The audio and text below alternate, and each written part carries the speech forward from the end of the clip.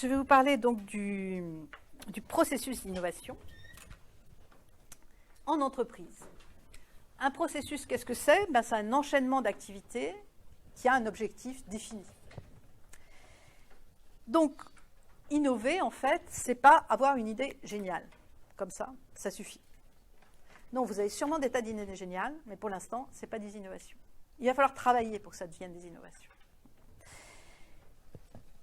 Et innover, ça peut être un travail long, laborieux, difficile, et il faut être tenace. Parce que souvent, une idée qui est géniale au départ, eh bien après, quand on étudie un petit peu son application, qu'on cherche à qui la vendre, qui est-ce qui pourrait l'acheter au coût, à ce qu'elle coûte, à ce qu'elle coûte plus votre profit, eh bien on s'aperçoit que ça devient beaucoup plus difficile. Donc, c'est un travail. Le processus d'innovation, c'est un travail. Alors, ça consiste à élaborer en situation des relations non prévues entre différents éléments. Ça peut être parfois tirer parti de l'imprévu, c'est-à-dire que parfois, c'est effectivement un hasard qui fait que deux choses, que vous voyez deux éléments qui s'articulent, qui ne s'articulaient pas avant.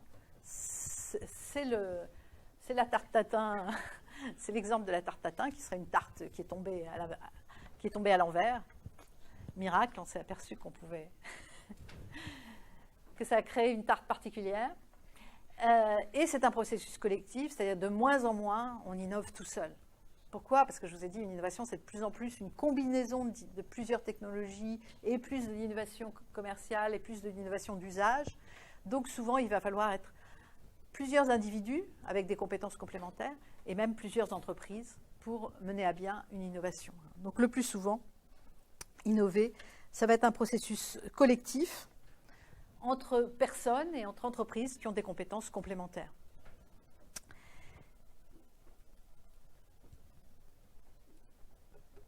Alors, oui, c'est un processus qui n'est pas linéaire. C'est-à-dire que très souvent, quand on innove, on a une idée au départ. Après, on se dit, bon, quelle technologie j'essaye. Vous allez essayer une technologie, vous allez essayer des ingrédients, vous allez essayer des composants. Vous apercevrez que ça ne marche pas. Donc, vous repartez en arrière, vous en essayez d'autres. Ça marche plus ou moins bien. Vous en essayez d'autres. Vous essayez de voir si ça pourrait intéresser tel ou tel groupe de clients. Au début, ils vous regardent, ils ne voient pas pourquoi ils utiliseraient ça. Donc, c'est un processus exploratoire qui est itératif. C'est-à-dire qu'on essaie des choses, ça marche pas, on réessaye. Donc, c'est exploratoire et c'est fait d'essais, d'expérimentation. C'est très rarement, je vous dis, Nespresso, ça a mis 20 ans, c'est très rarement jackpot tout de suite. Quand on voit sortir les choses sur le marché, on se dit, ah bah oui, ils ont été très forts, ils ont trouvé ce qu'il fallait, mais on ne voit pas tout le travail qu'il y a eu derrière, tous les essais qu'ils ont faits avant d'arriver au bon produit, proposé au bon client aussi, et au bon prix, et avec la bonne marge pour l'entreprise.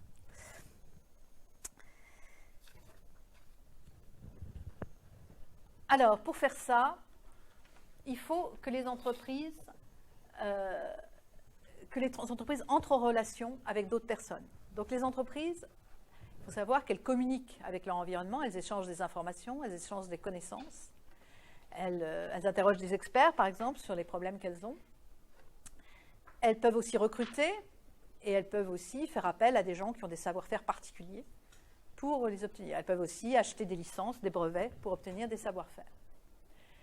Tout ça fait qu'au cours de leur histoire, les entreprises, elles construisent des connaissances, elles construisent des compétences. Les entreprises sont des organismes qui apprennent. Elles expérimentent, elles explorent, elles expérimentent et elles font plein d'essais. Il faut qu'elles fassent plein d'essais, d'expérimentation. Alors, il y en a qui n'osent pas trop, mais ce n'est pas celles qui réussissent le mieux.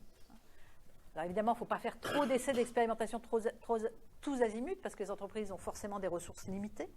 Donc, il faut gérer les explorations. Il faut forcément gérer les constructions de compétences, les explorations. Et ça, c'est important pour les directions générales maintenant de gérer cela, de gérer par où on va, quelle technologie on approfondit, quelle technologie on abandonne. On l'abandonne à un partenaire, à un sous-traitant, à un fournisseur, mais ça, on ne s'en occupera plus. Mais par contre, telle technologie, ce sera notre cœur de métier, on va devenir les meilleurs là-dessus. Donc ça, ce sont des choses que les entreprises doivent gérer maintenant, C'était beaucoup moins le cas avant. Les entreprises pouvaient être très diversifiées. On avait des groupes qui faisaient un peu tout secteur et toute activité. Aujourd'hui, les entreprises sont beaucoup plus ce qu'on appelle recentrées sur leur cœur de métier. Elles essaient de se recentrer sur ce qu'elles savent le mieux faire. Ça, c'est lié à la compétence. Elles doivent être excellentes sur ce qu'elles font. Parce que c'est lié à la concurrence, pardon. La concurrence fait qu'il faut qu'elles soient les meilleures sur ce qu'elles font. Donc, elles se recentrent sur ce sur quoi elles peuvent vraiment développer une compétence différenciante.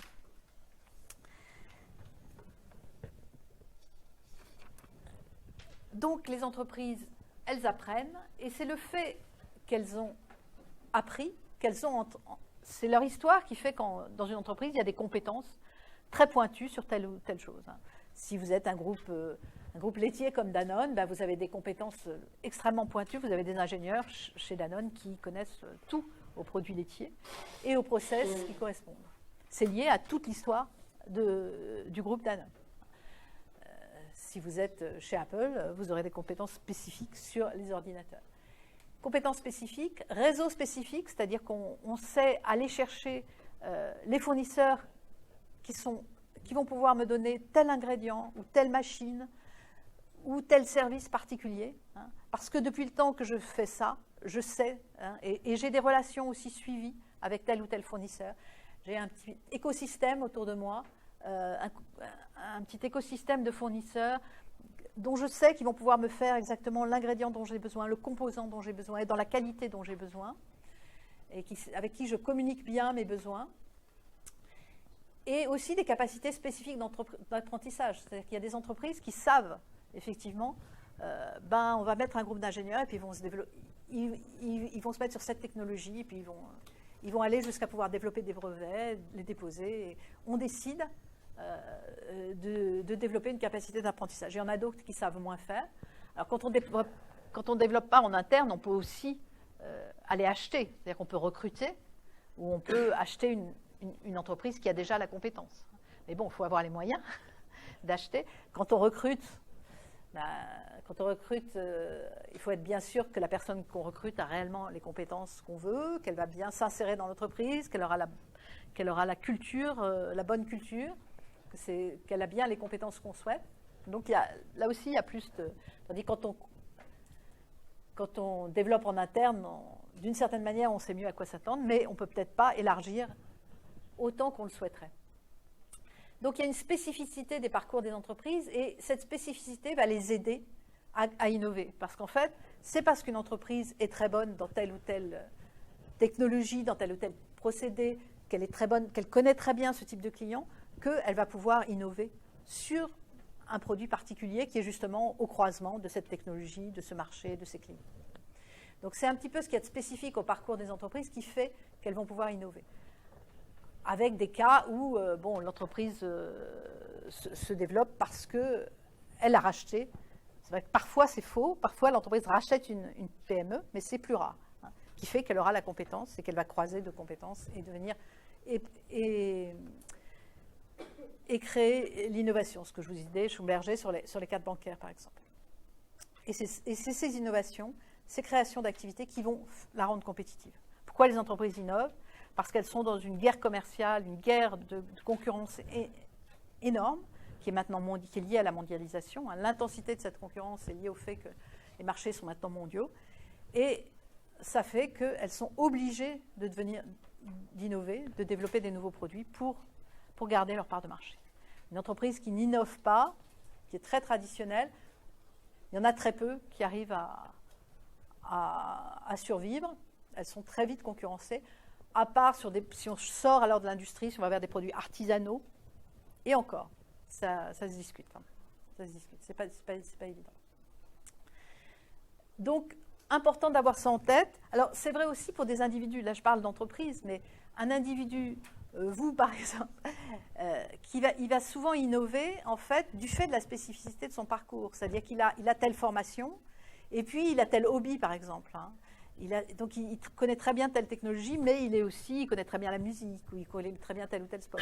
Et c'est souvent comme ça, ou alors il a une famille dans telle région qui connaît telle ou telle chose.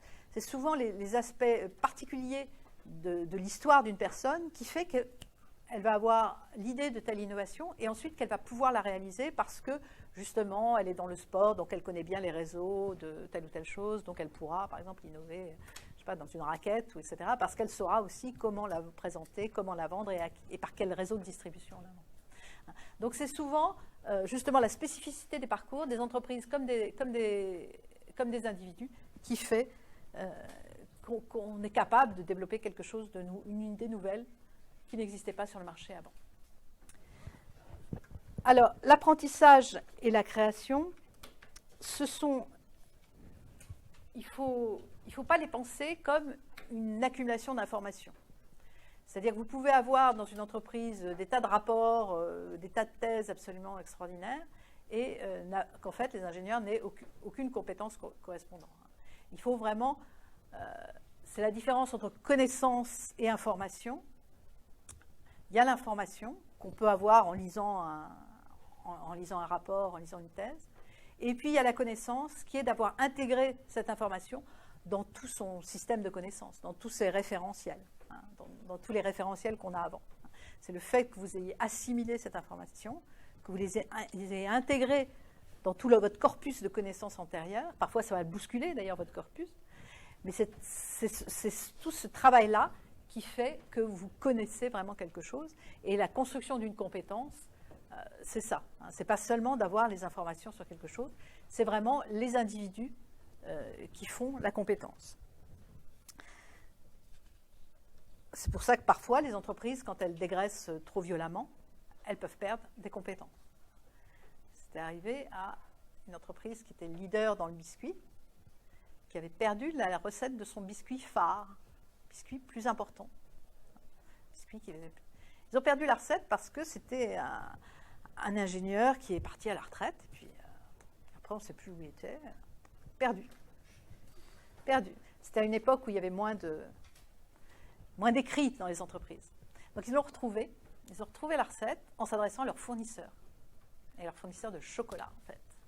Parce que leurs fournisseurs, parce que vous savez, l'agroalimentaire en fait c'est une industrie d'assemblage. Il y a des fournisseurs spécialisés qui font le chocolat, qui font les fruits sur sucre, les confitures qu'on met sur les biscuits, qui font les ingrédients, etc. Et puis il y a des entreprises comme Danone, comme Nestlé, qui assemblent tout ça dans une usine pour faire un biscuit avec du chocolat dessus, ou un yaourt avec des arômes dedans qui sont achetés à d'autres, ou avec des confitures de fruits qui sont achetées à d'autres.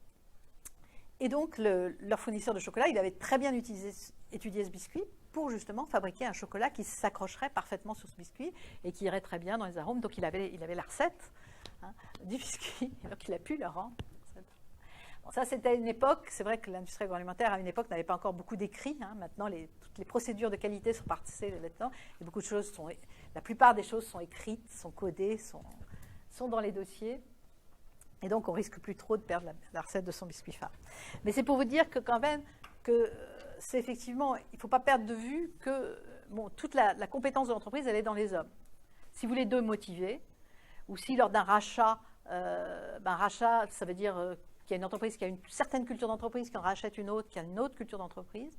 Si vous démotivez, vous achetez par exemple une PME, mais vous la mettez dans des procédures, etc., et que vous dégoûtez les gens, que ça ne leur plaît pas, ils peuvent partir et vous perdez la compétence. Vous avez acheté l'entreprise, mais en fait, vous avez perdu la compétence. Donc ne pas vous oublier que la compétence, elle est dans les personnes et pas uniquement dans des rapports. Elle est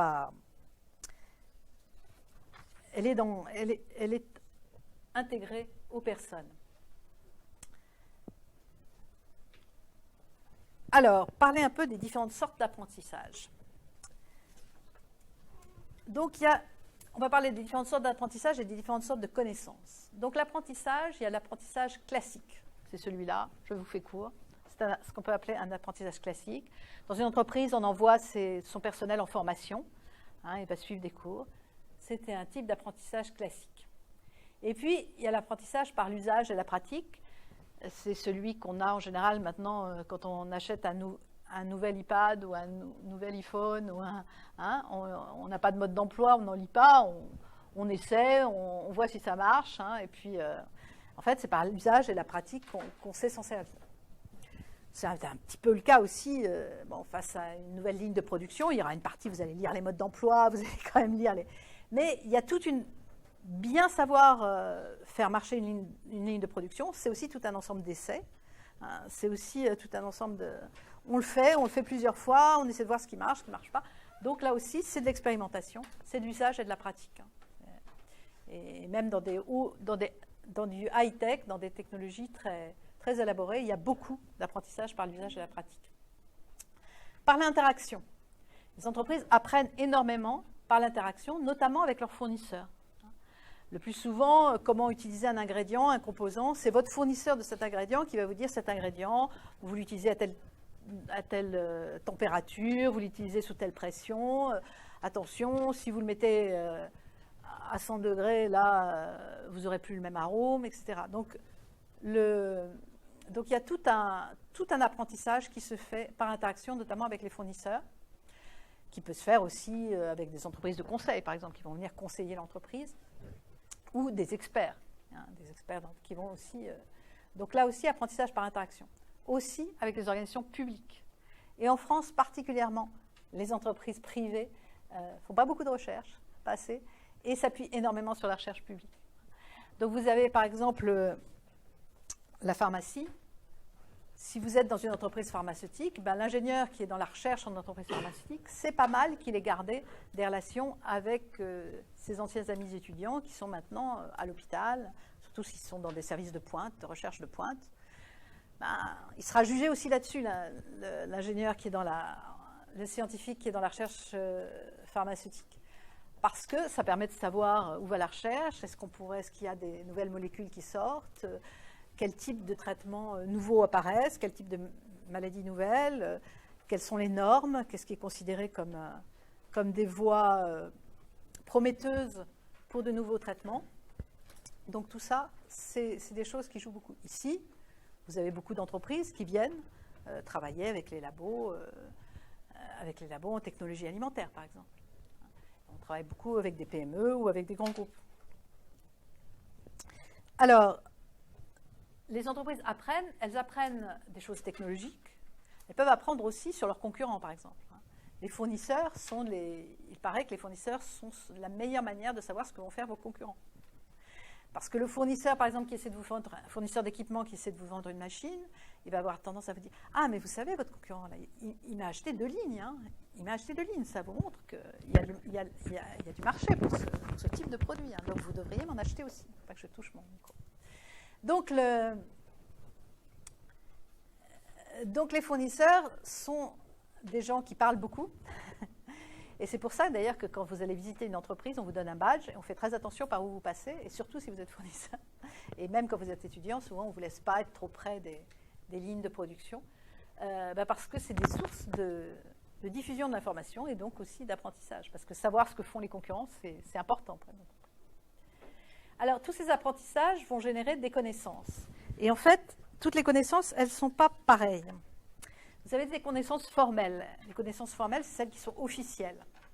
C'est l'organigramme de l'entreprise, c'est les diagrammes de fabrication, c'est les fiches produits. Donc tout ça, c'est les connaissances formelles, c'est les connaissances officielles. Il y a des connaissances qui sont informelles. C'est-à-dire que c'est des connaissances qu'on va vous dire, mais qui ne sont pas officielles. Par exemple, si vous voulez un budget, peut-être vaut mieux vous adresser au DG adjoint. Il a un peu plus de temps que vous vous adressez au DG pour expliquer votre besoin de financement. Hein. Ou peut-être qu'il faut s'adresser à la secrétaire, en fait, du DG. Hein. Donc, toutes les choses comme ça sur une entreprise, c'est une organisation humaine, hein, avec tous les défauts, toutes les qualités et les défauts des êtres humains. Et donc, il y a des tas de choses qui ne sont pas dans les organigrammes. Les organigrammes, c'est la hiérarchie bien propre telle qu'on connaît. Puis en fait, la réalité, parfois, elle est un peu décalée par rapport à l'organigramme officiel. Donc ça, c'est des connaissances informelles. C'est pour ça que quand on est jeune dans une entreprise, on ne sait pas encore très bien se débrouiller. C'est au bout de quelques années qu'on commence à savoir comment avoir accès à tel ou tel équipement, comment avoir accès à tel ou tel budget, et comment défendre son dossier. Et puis, il y a les connaissances explicites. Les connaissances explicites, c'est celles qu'on pourra vous expliquer.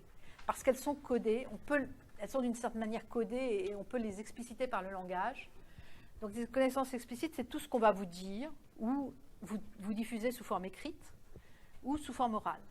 Et puis, il y a des connaissances qu'on appelle tacites. Et ces connaissances-là, tacites, en fait, elles ne sont pas codées. On ne peut pas très bien les expliquer par le langage. C'est en particulier tout ce qui est de l'ordre du tour de main. Vous voyez, tout ce qui est de l'ordre dans l'artisanat, le tour de main. Mais en fait, il y a beaucoup de tacites aussi dans les high-tech, dans les technologies élaborées. Pourquoi? Parce que justement, elles ne sont pas encore fixées. Les technologies très élaborées, elles ne sont pas encore fixées, elles ne sont pas encore tout à fait codifiées. Et donc, il y a beaucoup de connaissances tacites qui fait que, d'ailleurs, si vous essayez de mettre en œuvre un brevet, par exemple, on ne va pas vous mettre dedans le brevet, la connaissance tacite, parce que ça vous permettrait trop facilement de contourner le brevet. Donc, si vous essayez de mettre en œuvre un brevet, bah, souvent vous arriverez à faire marcher le processus, mais pas avec une productivité exceptionnelle, moyennement bien, quoi. Parce qu'il faudrait savoir tous les petits trucs. Il faudrait savoir que l'ingrédient, bah, faut le mettre d'un coup, ou que le composant, il faut le traiter comme ci, comme ça, avant de le mettre dans... Il y a des tas de petits trucs qu'on ne va pas pouvoir vous expliquer, parce que c'est compliqué. C'est pour ça que les connaissances, tout ce qui est connaissances explicites, peuvent se diffuser largement, soit par écrit, des fiches d'information, soit par oral. Mais les connaissances tacites, pour les diffuser, là, il faut aller travailler avec les gens. Pour savoir vraiment comment mettre en œuvre une technologie très high-tech, ben, en fait, il faut aller travailler avec les gens qui viennent de le faire, quoi. Là, on va les voir faire, et donc on va bien voir tous les petits trucs qu'ils emploient pour que ça fonctionne. Donc, on a parlé de l'apprentissage dans les entreprises. Et un point, on peut se demander pourquoi existent les entreprises. Pourquoi il n'y a pas que des relations marchandes dans la société. Pourquoi un chef d'entreprise, par exemple, tous les matins, il pourrait embaucher ses ouvriers, et puis l'après-midi, il les embaucherait à la journée. Pourquoi on ne fait pas ça? Donc, tout serait relation marchande. Une des raisons, c'est que si on a des salariés qui sont salariés pour une durée longue, eh ils vont apprendre, justement. Ils vont construire des compétences. Tandis que si vous les employez chaque jour à la journée, comme des saisonniers pour faire les vendanges, par exemple, ils n'auront pas le temps d'apprendre et d'acquérir des compétences. Alors ça, c'est une des raisons. L'autre raison, c'est que faire des relations marchandes tout le temps, en fait, ça a un coût, une relation marchande. Et donc, en fait, quand on a fait une relation marchande pour un certain temps, ça amortit ce coût de relation marchande, finalement. Et donc, ça peut être plus économique d'avoir une entreprise que d'être sur des marchés spot. Donc, les processus d'apprentissage, ça va créer des éléments irréversibles, ou en tout cas, c'est réversible, mais avec coût, pour l'entreprise. Si l'entreprise choisit de développer tel type de technologie, ou de travailler sur tel type de composants, ou tel type d'ingrédients, elle va construire, ces équipes vont construire des compétences, des savoir-faire dans cet axe-là. Mais ils ne vont pas les construire dans d'autres voies qui n'auraient pas été choisies, dans d'autres voies technologiques qui n'auraient pas été choisies.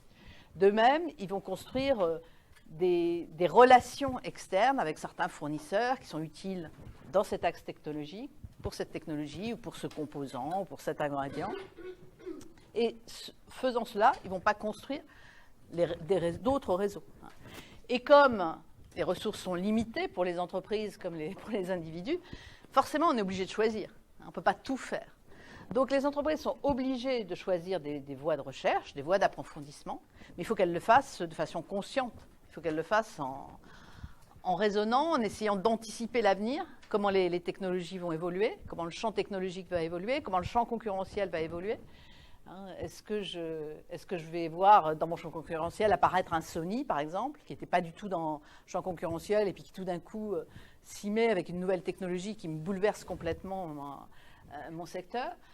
En agroalimentaire, longtemps on s'est demandé est-ce que la pharmacie, quand on était beaucoup sur les produits, maintenant ça s'est un peu baissé, mais les aliments santé, quand il y avait énormément d'aliments santé, Danone avec Tactimel, buvez la petite fiole magique pour être en bonne santé tous les matins, on s'est demandé si la pharmacie n'allait pas arriver dans le secteur. La pharmacie est déjà sur tout le secteur des compléments alimentaires.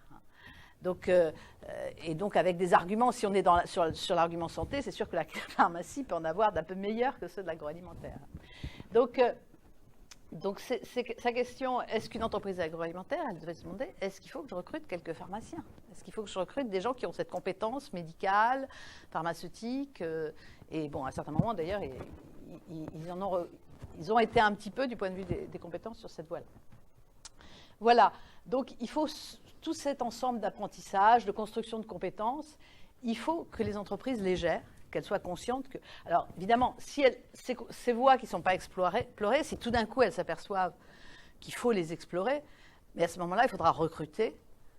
Ce qui est pas, je vous ai dit, ce qui est plein d'aléas. Quand on recrute quelqu'un, on ne le connaît pas bien, est-ce qu'il va s'insérer dans les équipes, etc. Ou alors, ce qu'elles font, quand elles ont les moyens, si c'est des grands groupes qui sont riches, c'est qu'elles rachètent une entreprise, une start-up ou une PME qui a les compétences visées. Et c'est comme ça qu'elles résolvent le problème. Mais là aussi, il faut avoir les moyens. Alors, là, ça représente une entreprise. Et donc, une entreprise qui aurait de la recherche. La production, c'est les usines ou les ateliers, qui aurait une fonction développement. Alors là, c'est une entreprise qui fait de la recherche, donc la fonction développement et recherche sont séparées, qui a du marketing, qui a des commerciaux. Et en fait, ce que nous disent les économistes, c'est que pour que les processus d'innovation fonctionnent bien, il faudrait que ces gens communiquent bien entre eux, entre les usines et le développement, entre les usines et la recherche, entre la recherche et le développement et le marketing, que tous ces gens communiquent bien entre eux et qu'ils coopèrent bien entre eux dans le travail. Alors, et en fait, ce n'est pas immédiat. En fait, ce n'est pas si facile que ça. Il faut le gérer. Il faut créer des arrangements organisationnels particuliers pour que ça fonctionne. Pourquoi est-ce que ce n'est pas si facile que ça? Qu'est-ce qui fait que ces gens-là ne communiquent pas comme ça, et ne collaborent pas dans le travail de façon immédiate et facile? Oui? Ils n'ont pas le même langage, exactement. Ils n'ont pas le même vocabulaire. C'est un des points. Quelle est la formation des gens qui sont dans les usines? Pardon? Des ingénieurs, ça dépend, il peut y avoir des ingénieurs agroalimentaires, des usines agroalimentaires, mais en tout cas des ingénieurs, aussi des techniciens, des BTS, des gens comme ça, et puis aussi des gens, il y en a de moins en moins, mais quand même des gens qui n'ont pas de qualification, ou qui ont acquis leur qualification en fait sur le tas. Donc ça, il y en a de moins en moins parce que la production est de plus en plus mécanisée dans tous les secteurs, mais il y en a quand même. Donc ça, c'est pour la production. Dans le développement, qu'est-ce qu'on va trouver comme type de gens? Des artistes? Pas beaucoup, peut-être pas assez, je ne sais pas. Mais... Des ingénieurs aussi, des ingénieurs, des techniciens, des BTS. En recherche, les entreprises où il y a de la recherche, c'est-à-dire par exemple la pharmacie, Nestlé, dans l'agroalimentaire, Nestlé, il y a vraiment une recherche qu'on peut appeler recherche. Les autres, c'est plutôt de la R&D. La recherche, donc, qui est assez proche du fondamental. Sans être, c'est quand même de la recherche appliquée. Dans une entreprise privée, c'est toujours de la recherche appliquée. Oui? Dans la recherche, il va y avoir aussi des ingénieurs, puis des universitaires, des gens qui ont fait des thèses, des post-docs, des universitaires. En marketing, parfois des ingénieurs aussi, mais beaucoup de gens qui ont fait des écoles de commerce. Chez les commerciaux, eh bien, des gens qui ont fait des écoles de commerce, des ingénieurs parfois, mais moins souvent. Et puis, les gens qui vont très tôt dans les magasins, pour regarder les rayons, voir si les produits sont bien en rayon, si on a bien le facing qu'on a payé. Le facing, c'est le nombre de boîtes que vous voyez dans un linéaire. Donc ça, effectivement, on paye parce que plus il y a de boîtes, plus le consommateur va voir le produit. S'il n'y a qu'une seule boîte perdue dans le linéaire, pas sûr que le consommateur, le client qui circule dans le magasin le voit. Donc le facing. Les fabricants, ils ont payé les affichettes qu'il y a dans les magasins pour vanter les produits aujourd'hui, promotion sur tel ou tel produit. Est-ce que le magasin les a bien mis sur les murs? Il faut envoyer des gens pour vérifier. On ne peut pas tout vérifier, parce qu'ils ne font pas tous les magasins. Mais en tout cas, il faut des gens pour ça. Il faut des gens pour discuter avec le chef du magasin, l'implantation du rayon, où est-ce que vous me mettez par rapport à telle marque, pour faire des propositions, etc. Et puis, il faut aussi discuter, négocier avec les magasins. Alors ça peut être des gens qui ont fait des écoles de commerce, qui négocient avec les grandes centrales d'achat. Et puis, ça peut être aussi parfois des gens moins qualifiés, mais qui vont se trouver aussi dans la négociation. Alors, ces gens-là, les commerciaux, donc ça peut être des gens qui ont Bac plus 2, Bac plus 3, donc pas tout à fait les mêmes. Et puis, il y a les gens d'école de commerce. Ce qui fait que parfois, on les oublie. Il y a un petit peu, en France, on est très, très sur le diplôme, la qualification. Donc les gens qui sont moins qualifiés, on ne les met pas dans les groupes de réflexion. C'est normal. Mais parfois, ils savent des choses, ces gens-là. Justement parce qu'ils sont en contact avec le linéaire, avec le directeur du magasin, avec le chef du... Comment on appelle ça ? La personne dans le magasin qui organise les rayons. Et donc, eux, ils savent comment la personne qui organise les rayons, elle va voir votre produit, comment elle va le percevoir et où est-ce qu'elle va le mettre dans le rayon. Dans quel rayon, déjà ? Parce que parfois, un produit nouveau, est-ce qu'il est au rayon produit laitier frais, est-ce qu'il est au rayon boisson ? Parfois, on peut... Tout ça, ça change des choses sur votre positionnement marketing de votre produit. Donc, ces gens, ils ont des formations différentes. Donc, ceux-là, ils vont parler technique, technique d'usine. Ceux-là, ils vont parler recherche fondamentale, avec le vocabulaire qui va avec. Ceux-là, ils parlent aussi technique, en développement. Ceux-là, ils parlent cible, segment, le langage du marketing. Donc, chacun a son jargon. Ça n'aide pas à la compréhension d'une fonction à l'autre. D'autre part, leur rapport au temps n'est pas le même. Le rapport au temps n'est pas le même. Dans la production, vous savez, c'est très planifié, programmé. Une usine, on programme ce qu'elle va faire dans l'année, on programme ce qu'elle va faire dans les 6 mois, on programme après ce qu'elle va faire au mois, le mois, et puis après, la semaine qui vient, on réajuste à la semaine. Donc, vous voyez, tout est planifié, programmé, et puis on optimise aussi le fonctionnement des lignes de production. Le développement, c'est aussi des projets à assez long terme. Dans l'agroalimentaire, disons que ça va de 3, 6 mois à 2 ans, un projet de développement de produits. Déjà, des projets à 2 ans, il n'y en a pas beaucoup. C'est sur des projets surtout technologiques, de réflexion sur la technologie. Donc, c'est assez court. Si vous êtes dans l'informatique, ça va être court aussi, des projets en développement. Ça va être aussi de l'ordre de 6 mois, ou même parfois moins, dans l'informatique, dans les logiciels.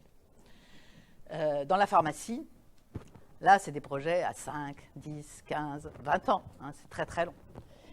Mais en tout cas, c'est plus long que ce qui se passe au niveau marketing commercial. Parce qu'au niveau marketing, un chef de produit en marketing, il a des objectifs de vente. Tous les mois, on va regarder est-ce qu'il a atteint ses objectifs de vente. Si trop souvent, il ne les atteint pas, ça ne va pas très bien pour lui et pour sa carrière. Donc, il est un peu sous la pression du marché. Il est directement en contact avec le marché et la sanction du marché, lui, il la ressent tout de suite. Tandis que les autres fonctions, ça va mettre plus de temps. Si le produit ne plaît pas sur le marché, ces autres fonctions, elles vont ressentir les conséquences plus tard, un peu amorties.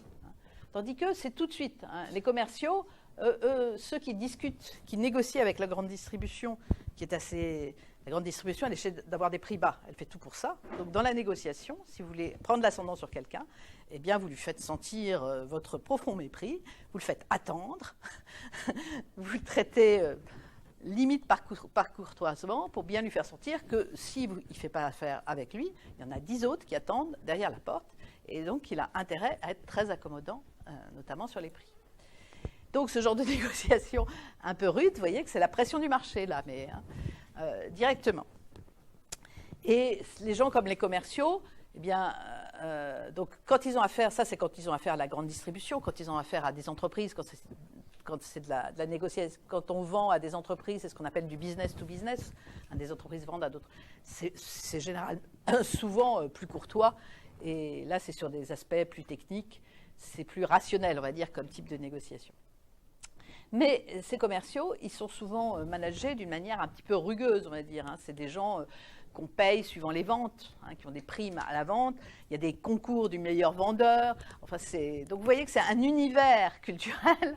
Ils doivent vraiment défendre leur beefsteak au jour le jour, quoi. Donc là aussi, la pression du temps, elle est différente. Ce qui fait qu'en général, les gens du marketing, ils trouvent que les gens du développement, ils sont vraiment lents. Ils sont vraiment lents. Et des directeurs de développement vous diront moi j'ai un peu de mal à faire communiquer la sublime créature du marketing, qui est toujours impeccable, les ongles faits, avec mes ingénieurs un peu bourrus, très techno, limite un peu macho, et qui commencent à en avoir ras-le-bol qu'on leur fasse un peu de la frime avec les cibles, les segments, etc.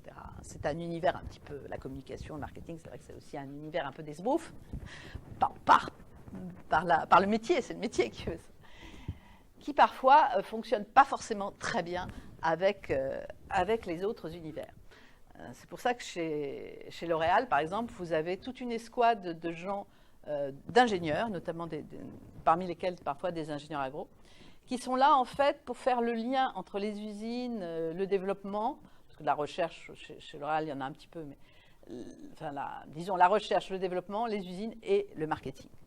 Parce que le marketing, c'est des Karl Lagerfeld chez L'Oréal, c'est tous des gens qui ont un ego énorme, qui sont sûrs qu'ils savent tout sur le consommateur, sur les tendances, etc. Et donc, ils vont essayer, ils vont créer des produits cosmétiques ou des parfums, etc. Et pour eux, le petit flacon très délicat est essentiel à l'image de leur produit, à son image luxueuse, au fait qu'ils vont bien atteindre la cible qui va accepter de le payer extrêmement cher. Et ce petit flacon extrêmement fin, extrêmement design, en fait, il est extrêmement fragile. Et en production, les ingénieurs en production vont s'arracher les cheveux parce qu'il va casser dans les lignes, ça ne va pas passer.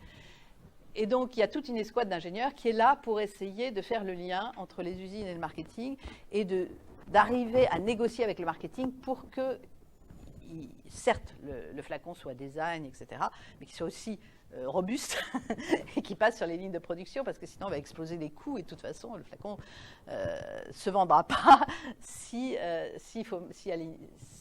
passe pas sur les lignes existantes et qu'il faut investir dans une nouvelle ligne pour le nouveau flacon. Donc il y a des ingénieurs dont la fonction est vraiment de faire ce lien et de rappeler aussi à ce marketing extrêmement haut de gamme les deadlines, la planification et les dates limites où il faut qu'ils rendent leur brief, etc. Parce que sinon, ils sont un petit peu hors du temps. Hein. Donc, c'est pour vous dire que toutes ces... En fait, donc la communication et la coopération entre toutes ces différentes fonctions, c'est essentiel pour que le processus d'innovation réussisse. C'est absolument essentiel. Mais c'est du travail. Ça ne se fait pas comme ça. Il faut l'organiser, il faut le vouloir. On va voir qu'il y a des manières de s'organiser pour que ça se fasse. Mais il faut que le management y mette du sien, et c'est aussi toute une culture d'entreprise à mettre en œuvre. Et cette culture d'entreprise, c'est aussi que tous ces gens-là, y compris dans les usines, dans le développement et dans la recherche, ils aient conscience, parce que le marketing et commerciaux, en général, ils ont conscience qu'il y a un client et un marché.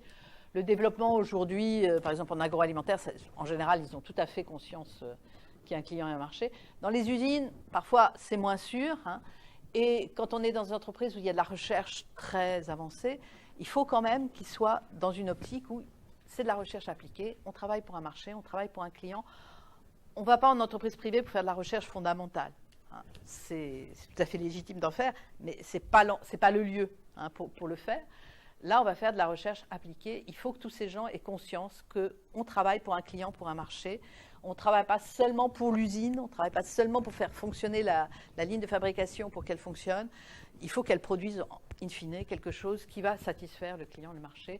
De même, en développement, on ne travaille pas uniquement pour la technologie, pour l'ingrédient qui est vraiment passionnant, il y a des choses à développer là-dedans, oui, mais il faut que ces choses à développer, elles soient finalisées. En entreprise privée, il faut que ce soit finalisé. Donc, les processus d'innovation, ce sont des processus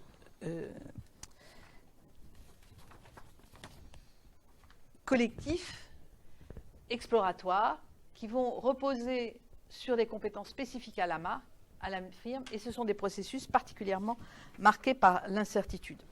Oui, juste un point que je ne vous ai pas précisé sur le slide précédent, c'est qu'en fait, il faut aussi qu'il y ait des liens ici, parce que les problèmes qui vont se poser en production, il faut qu'ils soient, parce qu'on arrive mal à faire fonctionner telle ligne, tel procédé, à utiliser tel ingrédient, il faut qu'ils soient pris en charge par la recherche.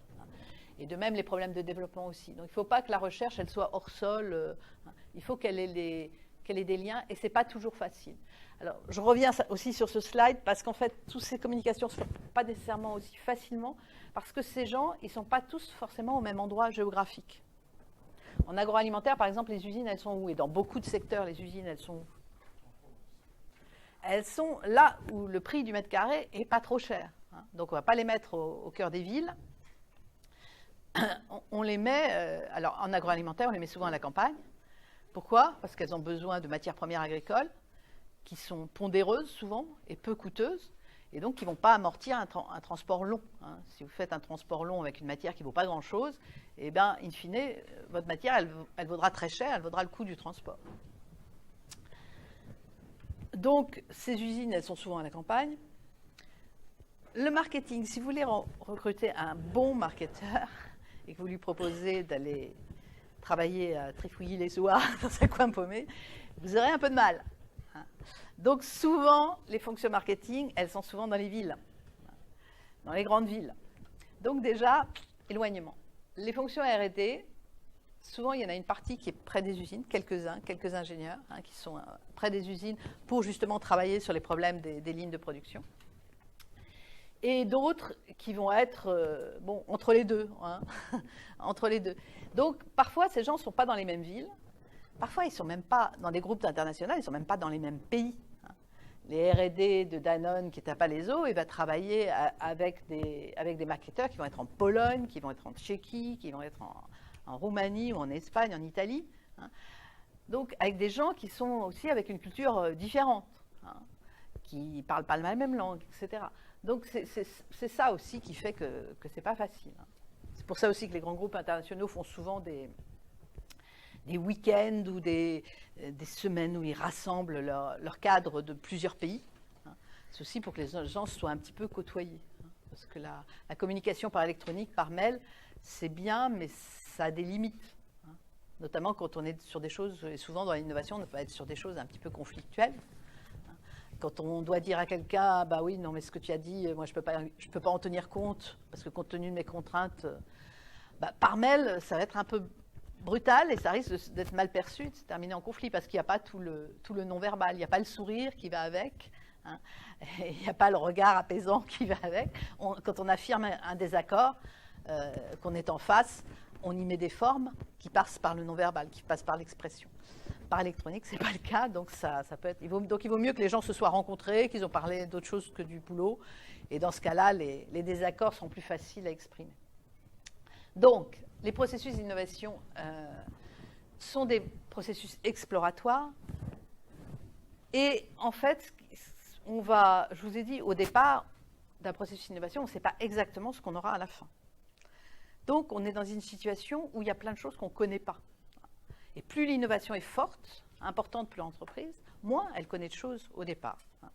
Donc on est dans des processus qui sont marqués par l'incertitude. On va en parler plus tard. Alors, les entreprises sont des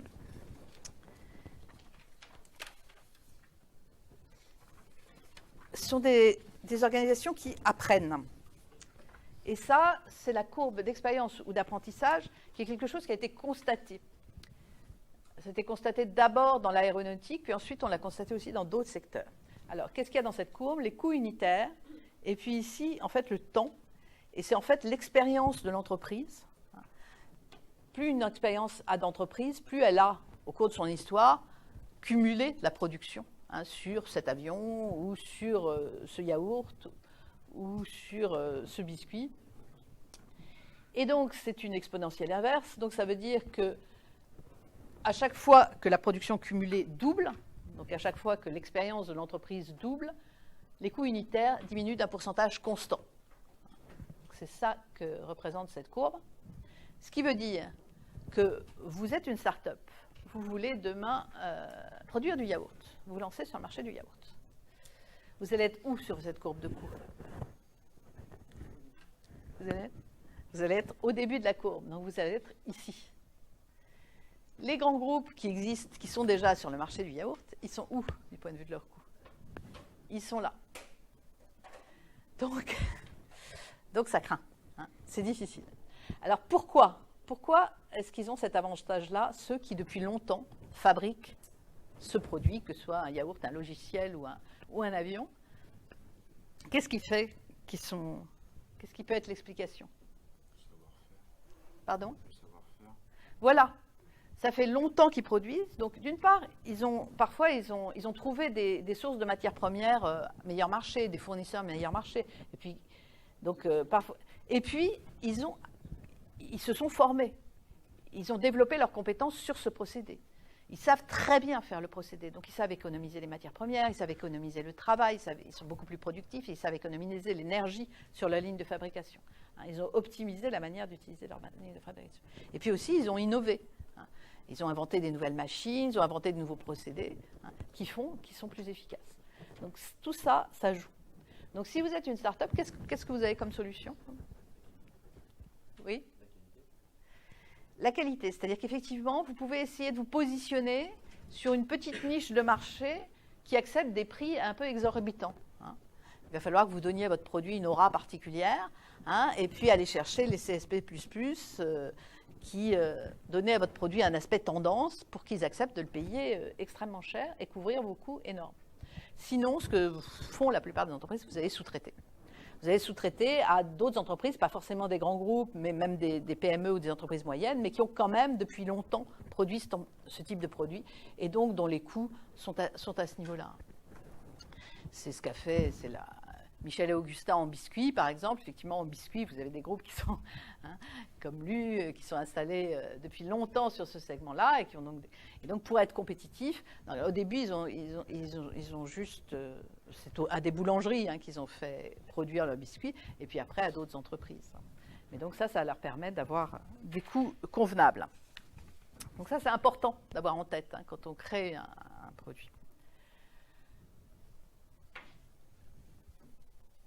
Alors, plus l'entreprise a de l'expérience, moins l'entreprise a de l'expérience du type d'innovation, et plus l'innovation est radicale, plus l'entreprise va devoir prendre des décisions dans un univers où il lui manque plein d'éléments.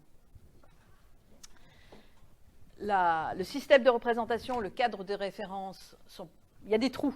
Il y a des trous dans les références, on ne connaît pas tout. Et l'incertitude donc renvoie non seulement au fait que sur les résultats on est incertain, mais aussi sur les chemins qu'on va prendre. Pour une innovation radicale, au début, on part avec une technologie, par exemple. Bon, on fait des essais, des expérimentations, puis peut-être qu'on va s'apercevoir que ça ne marche pas, donc on va revenir en arrière. Et puis peut-être qu'on va changer de technologie. On va essayer certains matériaux, ça va marcher, ça ne va pas marcher, on va être obligé de changer. Certains ingrédients, si on est dans l'agroalimentaire, c'est pareil. Donc, non seulement on ne sait pas, au début, non seulement on ne sait pas les résultats et les coûts où on va arriver, mais on ne sait même pas quel chemin on va prendre. En innovation, on décide en marchant, en fait. C'est au fur et à mesure si l'innovation est radicale, c'est au fur et à mesure de la création du produit ou du service qu'on va prendre, que le produit va peu à peu se fixer.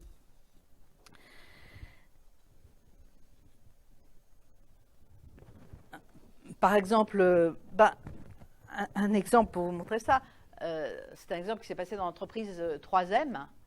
L'entreprise 3M, à l'époque, faisait des adhésifs. Et il y a un ingénieur qui a trouvé une colle mais qui ne collait pas définitivement. Et donc, il a été voir ses supérieurs hiérarchiques. Voilà, j'ai trouvé ça. Ils étaient, ouais, d'accord, mais qu'est-ce que tu veux qu'on fasse avec une colle qui ne colle pas, en fait, donc, qu'est-ce que tu veux qu'on en fasse de ton idée, là, ça ne sert à rien. Et donc, pendant très longtemps, il est resté avec sa colle qui ne collait pas. et ce qu'il y a, c'est qu'il avait heureusement un ami qui avait besoin qui faisait de la musique et qui avait besoin de marquer ses partitions. Et finalement, sa colle qui ne collait pas, c'était bien pour coller des repères sur ses partitions et pouvoir les enlever ensuite. Et c'est comme ça qu'ils ont trouvé en fait un marché qui a été extraordinaire pour l'entreprise, qui est le post-it. Vous voyez qu'au départ, il avait trouvé une colle. En le présentant comme ça, une colle, il n'y a pas de marché. Une colle qui ne colle pas, il n'y a pas de marché. Donc, voilà. Et quand il a inventé ça, il n'a pas pensé une seconde qu'au bout du compte, il arriverait à un produit de bureau pour les secrétaires et pour toutes les personnes qui ont besoin de se repérer dans des documents. Donc, c'est un exemple qui vous montre qu'on ne sait pas forcément. Internet, au début, c'était un réseau entre chercheurs, de transfert d'informations entre chercheurs. Ils n'ont jamais pensé que ça deviendrait un réseau mondial de transfert d'informations. Ils n'auraient jamais imaginé ça quand ils ont fait ça entre eux. Et Nespresso, au début, donc, ils avaient une capsule pour tenir le café, et ils pensaient le vendre au café, hôtel, restaurant. Donc, au début, on ne sait pas trop où on va. Évidemment, quand on voit l'innovation à la fin, ça paraît évident. Et on ne voit pas, en fait, que ça a été très itératif, ce qu'on appelle. C'est-à-dire qu'on part dans une itérative, ça veut dire qu'on part dans une direction, puis on peut revenir en arrière, on peut reprendre une autre direction. Ça peut être des arbres, comme ça, des cheminements en arbres qui sont très aléatoires, en fait. Enfin, non, là, c'est pas... C'est construit, il faut que ce soit construit. En plus, il y a un facteur d'aléa qu'il faut... Si on fait du produit bien de consommation, surtout, parce que quand on fait du B2B avec d'autres entreprises, souvent, on arrive à voir à peu près quels sont leurs critères d'achat. Alors, on est dans le prix, on est dans la performance ou pas, donc ça va passer ou pas, on arrivera à leur vendre ou pas. Mais les critères peuvent être plus facilement définis quand on fait du produit grande consommation, du produit grand public. Et on voit bien que c'est très difficile d'être certain de la réaction du marché, particulièrement en produit grand public. C'est très difficile, même on voit les grands groupes, ils ont beau faire des études marketing, de faire des études de marché, etc. On voit que ça ne suffit pas. Ça ne suffit pas pour être certain que votre produit va bien se vendre sur le marché. Même si votre étude marketing, toutes vos études ont été très positives, on voit des échecs flagrants. Prenez Nestlé, et je pense que Nestlé a fait des études marketing parce qu'ils ont quand même les budgets pour ça. Nesfluid, c'était des boissons à l'eau de coco. Toute une gamme avec des très jolis packaging. Alors, il y en avait qui étaient, je ne sais pas, pour vous donner de l'énergie, d'autres c'était plutôt senior pour vous donner du calcium. Enfin, il y avait toute une gamme, c'était pour tous les segments de marché, mais avec un très joli packaging. C'était des petits bidons un peu type sirop Tesser, vous voyez, un petit peu métallisé comme ça. Ça a été un échec, mais énorme, hein, colossal. Alors, j'ai jamais réussi à savoir ce qui s'était passé. Les échecs, les entreprises ne veulent pas en parler, c'est dommage. Mais vous voyez que bon, ils ont quand même absolument tous les moyens de tester les marchés, et pourtant ça n'a pas marché. Parce que les tests, c'est quand même, c'est particulier. C'est jamais comme un consommateur qui très rapidement doit faire ses courses face au linéaire. Hein. Il y a des phénomènes qui font que parfois aussi un produit est apprécié une fois, 2 fois, 3 fois, une semaine, limite un mois, et puis on se lasse. Et ça, les tests l'apprécient très très mal, les phénomènes de lassitude. Il y a des produits un petit peu qui ont un aspect un petit peu gadget, comme ça, les gens l'achètent au début, c'est amusant, c'est bien. Il y avait aussi un squeeze, par exemple, un squeeze du fromage fondu pour les enfants. On avait pensé que c'était amusant d'avoir un produit. On squeeze, on appuie sur le flacon pour mettre le fromage fondu sur les tartines. C'est plus rigolo que d'étendre de la vache qui rit. Au début, le produit s'est très bien vendu. Ils avaient fait des tests marketing, ouais, ça marchait, tout le monde était... Ça a très bien marché, et puis tout d'un coup, plomb, plus personne... Parce qu'en fait, bon, c'était un peu gadget, il y a un moment, en fait, on oublie d'acheter ça, parce que ça n'a pas, disons que c'est amusant, c'est seulement amusant. Donc ça ne rentre pas dans la vie quotidienne. Voilà, donc on est dans des situations, l'innovation, où les processus sont particulièrement incertains, et moins l'entreprise a de l'expérience sur ce type de produit, plus c'est incertain.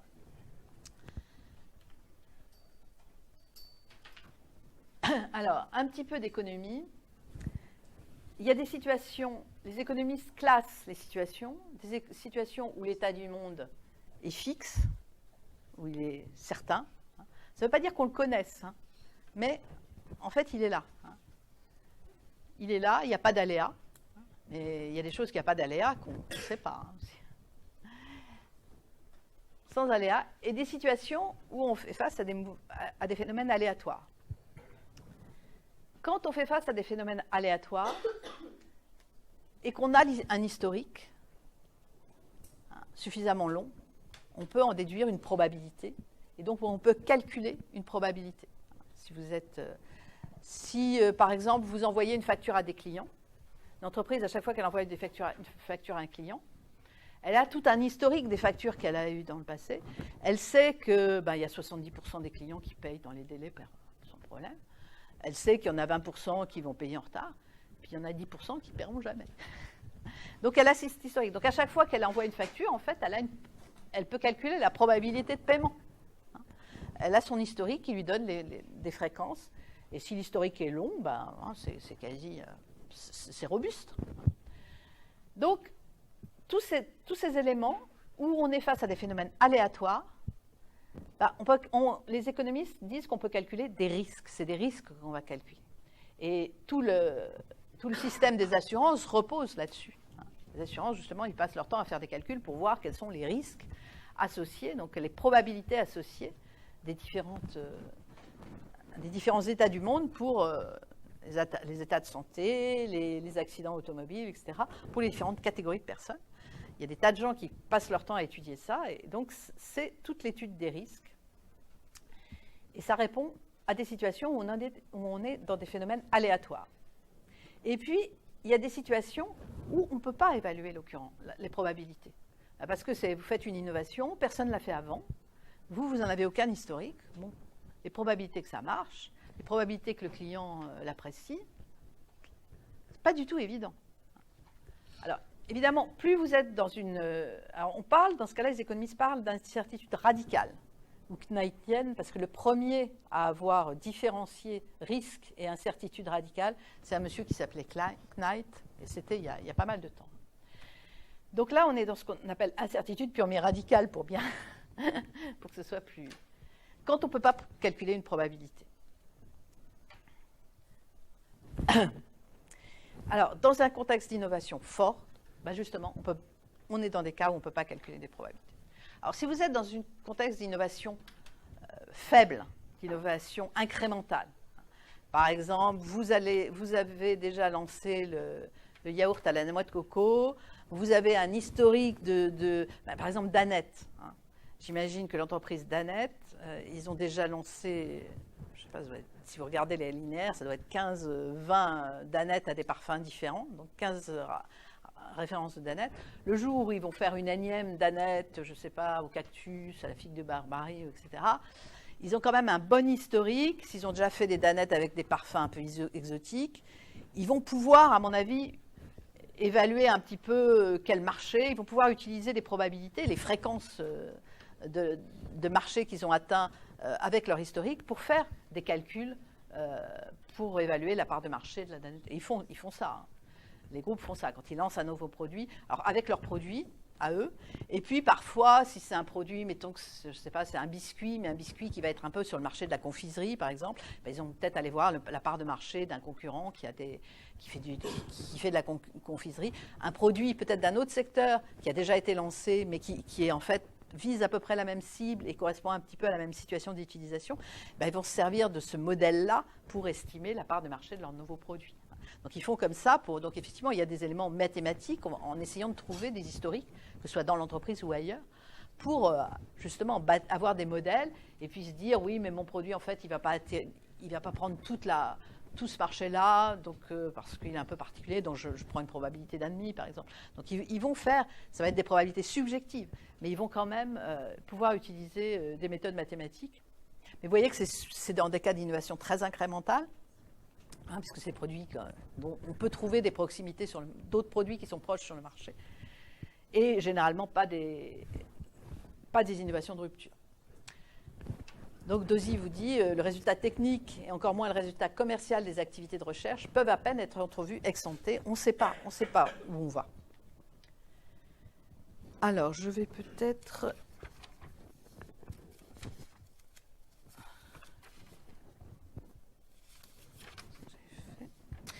Alors, pour aller un petit peu vite sur cette partie-là, oui, je vais quand même vous donner un exemple parce qu'il est un petit peu rigolo.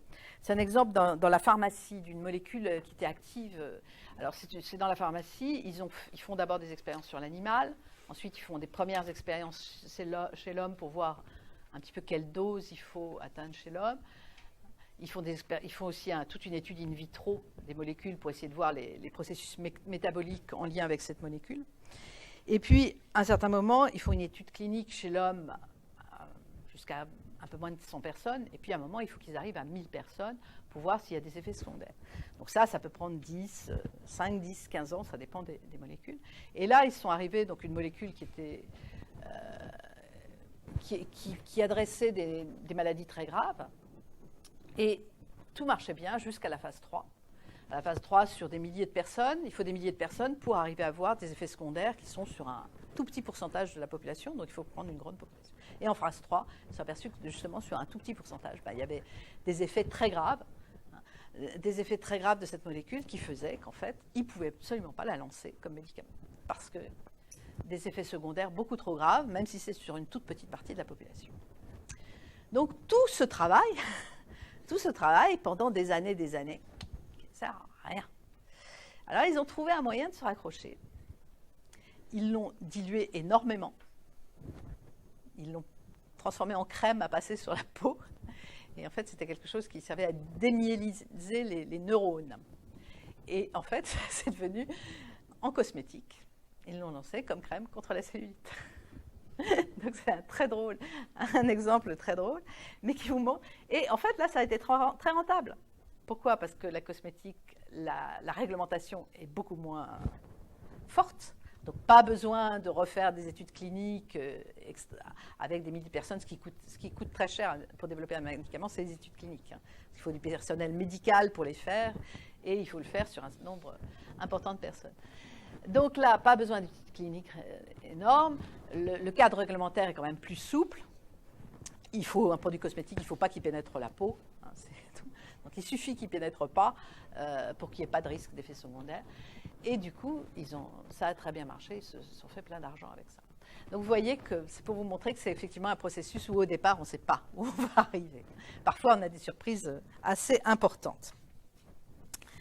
Donc dans ce cadre-là, les modèles, la théorie, les modèles mathématiques d'aide à la décision du type optimisation, du type maximisation, ben pour ça, on a besoin d'un univers qui soit déterminé. Et si on sort d'un univers déterminé, qu'on va sur des situations aléatoires, pour les modèles qui permettent de calculer des espérances d'utilité, des espérances de gain, ou les modèles d'arbres de décision, pour l'innovation, ça va être difficile à utiliser, ou ça va être possible de l'utiliser pour une partie de l'innovation qui est particulièrement fixée. Pour un composant, là où on sait où on va, on sait les décisions qu'on a à prendre, on sait exactement comment on va le faire. Là, on va pouvoir optimiser les coûts, par exemple, sur un composant, sur un ingrédient, sur une partie de l'innovation.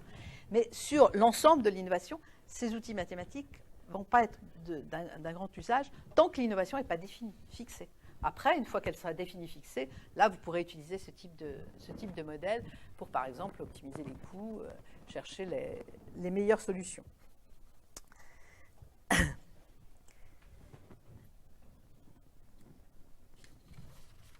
Voilà ce que je voulais vous dire. Donc, je vais sauter un certain nombre de diapositives. Je reviendrai éventuellement plus tard dessus.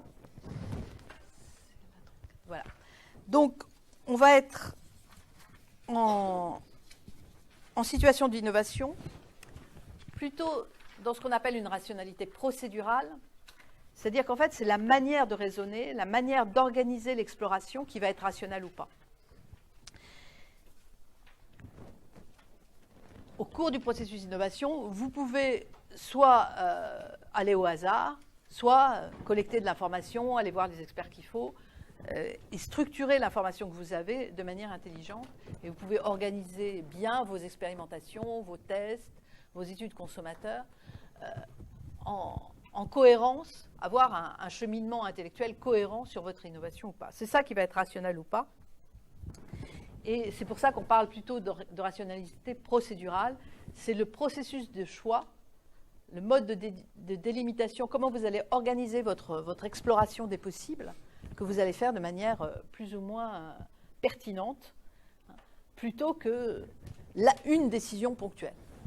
Surtout que dans un processus d'innovation, en fait, vous ne connaissez pas l'ensemble des décisions que vous allez avoir à prendre. C'est ça qui fait que les modèles d'aide à la décision mathématisés ne sont pas très utiles. En tout cas, au début.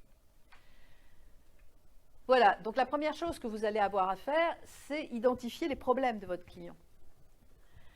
Et les identifier avec lui, parce que vous ne pouvez jamais identifier les problèmes de client de loin. Vous avez toutes les chances de vous tromper. C'est compliqué. Que ce soit un client entreprise ou un client consommateur, un client entreprise, il faudra aller dans l'entreprise, voir comment fonctionnent ces lignes de production, voir quelle est la formation de son personnel.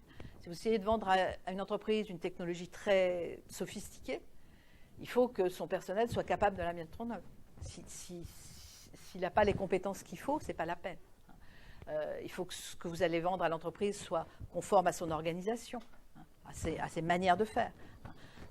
si votre produit ou le service que vous lui vendez lui demande de changer complètement ses procédures et sa manière de faire, il faut vraiment que vous lui apportiez quelque chose, une utilité extrêmement grande pour qu'elle le fasse. Il y a un très grand frein à l'adoption de votre innovation. Pour un consommateur, c'est pareil. Il faut essayer de rentrer dans ses contraintes, dans la manière dont il fonctionne, et il n'est pas toujours, lui, il n'est pas toujours très rationnel, le consommateur, pour lui vendre quelque chose. Donc, les problèmes sont presque jamais donnés, mais ils doivent être définis et contextualisés par le décideur, donc par l'innovateur, mais en général avec contact avec un ou des clients, parce qu'on n'est jamais soi-même, celui qui conçoit l'innovation n'est jamais la cible. Enfin, c'est très rare qu'il soit lui-même la cible de l'innovation. Les gens qui conçoivent des innovations, généralement, c'est des gens qui ont fait pas mal d'études, par exemple, et en fait, ça change. Vous n'avez pas exactement le même mode de vie, les mêmes critères de choix que d'autres gens qui sont tout à fait estimables aussi. Et donc, il faut respecter les critères de choix et qui ont fait moins d'études. Donc, alors, les problèmes, souvent, quand on propose une innovation, on a eu une idée, on l'a développée, on a développé le produit, donc on a tendance à considérer que ce produit, il va être vachement utile au client. Il va apporter quelque chose, on en est sûr, il est très utile. On a tendance à surévaluer la qualité de ce qu'on produit, c'est humain. Et il faut beaucoup s'en méfier en innovation parce que la plupart du temps, les innovateurs sont persuadés qu'ils vont apporter quelque chose de vraiment important pour le client. Et puis finalement, quand on le met dans les mains du client, il a une autre vision des choses. Il trouve pas ça, souvent, il ne trouve pas ça si utile que ça et il voit des critiques, à condition qu'il ait le droit de le dire, qu'on le mette dans une situation où il a le droit de dire qu'il trouve que ce n'est pas si utile que ça. Donc, être prudent, être un peu humble sur ce qu'on produit pour pouvoir l'améliorer. Parce que le but, souvent on a une idée au départ, en fait, parfois si vous vous mettez en contact avec le client, il ne va pas être enthousiasmé. Et parfois il faut s'accrocher et essayer d'améliorer les choses en relation avec le contexte du client. C'est-à-dire bien comprendre le contexte du client et adapter votre produit.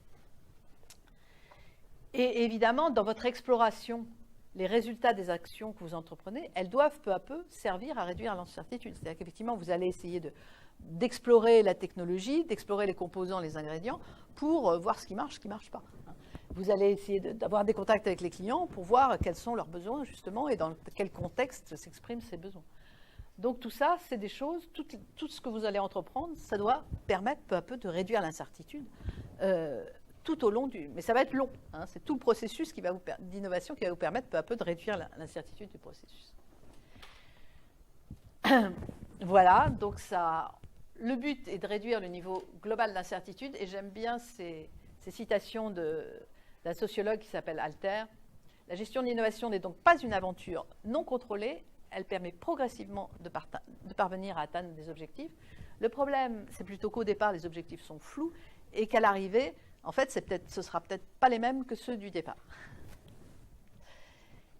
Et donc, ça, c'est plutôt dans le cadre d'une innovation radicale que lorsque vous faites une nouvelle variété de danettes ou un yaourt avec un nouvel arôme. C'est sûr que ça s'applique plutôt à l'innovation radicale. Les buts ne sont pas prédéterminés dans un processus d'innovation.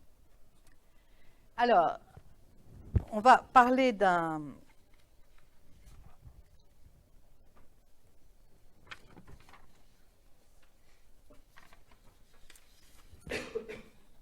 rationalité effectuelle. Alors en fait, ce n'est pas vraiment une nouvelle rationalité, c'est plutôt prendre en compte le fait que quand quelqu'un innove ou quand quelqu'un crée une entreprise, en fait, son but, c'est de transformer l'innovation, de transformer l'environnement de façon à ce que cet environnement lui devienne favorable. C'est-à-dire qu'il ne s'agit pas de prendre une décision dans un univers comme ci, comme ça, de choisir parmi tout un ensemble d'options dans un univers qui serait aléatoire ou pas, etc. Il s'agit de transformer l'environnement pour le rendre favorable. Donc il s'agit de configurer mon produit de manière à ce que le client le trouve intéressant et éventuellement de séduire tellement les clients qui vont changer leur comportement, qui vont changer leur manière de faire et adopter mon client. Donc en fait, je vais changer Je vais essayer de changer le comportement du client. Donc, je vais changer l'environnement. Donc, c'est ça ce qu'on appelle innovation effectuelle. Et aussi, le fait que, par exemple, un jeune créateur d'entreprise, souvent, il a envie de créer une entreprise, mais parfois, il n'a pas tellement d'idées sur quoi. Et il est parfaitement légitime à être dans cette situation-là. Il va partir de ses compétences, il va partir de son réseau de relations, et puis il va se dire, avec ça, avec les compétences que je connais, parce que je fais du sport, parce que j'ai tel instrument de musique, donc je suis en contact avec les distributeurs de produits pour sportifs, je sais ce que c'est qu'une boutique qui vend des accessoires pour les musiciens, etc. Donc je vais partir de mes connaissances comme ça, puis de mes compétences, et puis je vais essayer de voir qu'est-ce que je peux construire, qu'est-ce que je peux faire. C'est ça, la rationalité effectuelle, c'est-à-dire qu'en fait, c'est l'action, on part de ce qu'on connaît, et puis on essaie de faire quelque chose. Et en faisant ça, on va essayer de le faire justement en transformant l'environnement. C'est-à-dire qu'on va aller voir les distributeurs d'accessoires pour instruments de musique, par exemple, et essayer de bien comprendre quels sont leurs critères d'achat d'accessoires, quelle est leur clientèle, comment tout ça, ça marche, pour nous, notre nouvel accessoire, par exemple, qu'on veut vendre, on va bien le configurer pour qu'il rentre là-dedans. On va aussi créer des relations de confiance. On va essayer de se faire amis avec certaines boutiques chez qui on va pouvoir tester notre accessoire. On va essayer de créer des relations de confiance si on travaille sur des ingrédients pour des entreprises avec certaines entreprises pour qu'elles testent notre ingrédient, pour qu'elles nous disent ce qu'elles en pensent, pour qu'elles le critiquent et qu'on puisse de cette manière améliorer notre ingrédient. Vous voyez, c'est comme ça. Et peu à peu, on va construire comme ça des relations avec des partenaires qui vont nous aider. Et peu à peu, on va construire un marché. Et donc, on aura transformé, en fait, l'environnement avec notre innovation. Voilà. Donc, il s'agit d'avoir des actions qui vont vous apporter des connaissances. C'est ça, le but.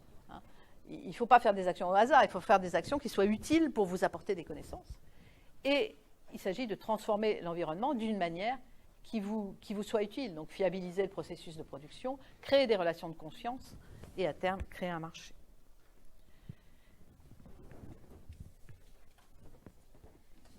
Voilà, alors on va parler maintenant d'un autre aspect qu'on appelle le risque de non-connaissance. Alors, là il y a quelque chose, pour avoir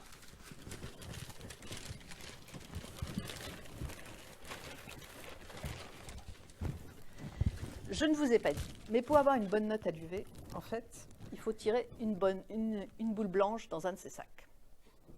Là, il y a des boules d'une seule couleur. Elles sont soit noires, soit blanches, mais d'une seule couleur. Là, il y a moitié boule blanche, moitié boule noire. Dans quel sac préférez-vous tirer?